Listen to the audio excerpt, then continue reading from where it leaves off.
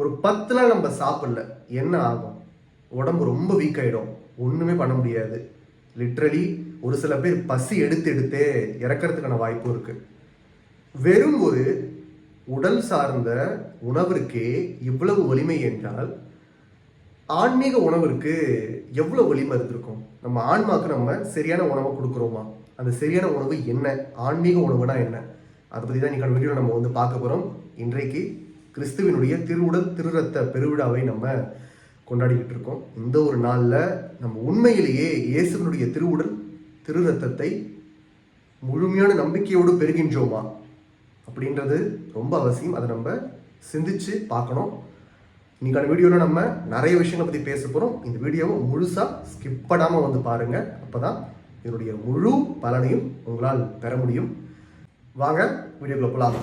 நம்ம ஆண்டவர் இயேசு கிறிஸ்து இறுதி ராவுணவின் போது ஒரு புதிய உடன்படிக்கையை ஏற்படுத்துகின்றார்.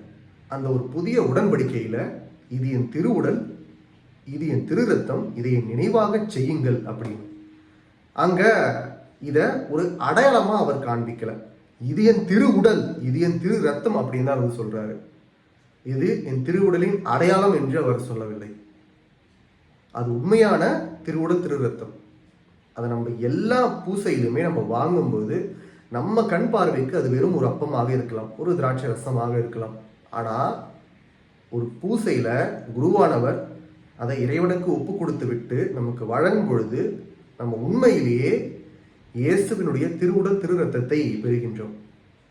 நம்ம ஒரு உணவு சாப்பிட்றோம் அப்படின்னா அந்த ஒரு உணவில் இருக்கக்கூடிய சத்துக்கள் நமக்கு உடம்புல கிடைக்கும். அதன் மூலமாக நம்ம வலிமை அடைவோம். உதாரணத்துக்கு புரோட்டீன் சாப்பிட்டோம்னா நல்லா மசில் க்ரோத் இருக்கும். கால்சியம் அதிகமாக இருக்கக்கூடிய ஃபுட்ஸ்லாம் சாப்பிட்டா நமக்கு போன் ஹெல்த்துக்கு ரொம்ப நல்லது. இது மாதிரி நம்ம ஆண்டவர் இயேசு கிறிஸ்து நமது ஆன்மீக உணவாக இருக்கின்றார். நம்ம ஆன்மீக உணவை நம்ம சரியா கொடுக்கல, நமக்கு அது சரியா போகலை அப்படின்னா ஆன்மா கொஞ்சம் கொஞ்சமாக வீக் ஆக ஆரம்பிக்கும். அந்த ஆன்மாவானது வீக் ஆக ஆரம்பிச்சது அப்படின்னா அது அழிவின் வழிக்கு செல்ல ஆரம்பிக்கும்.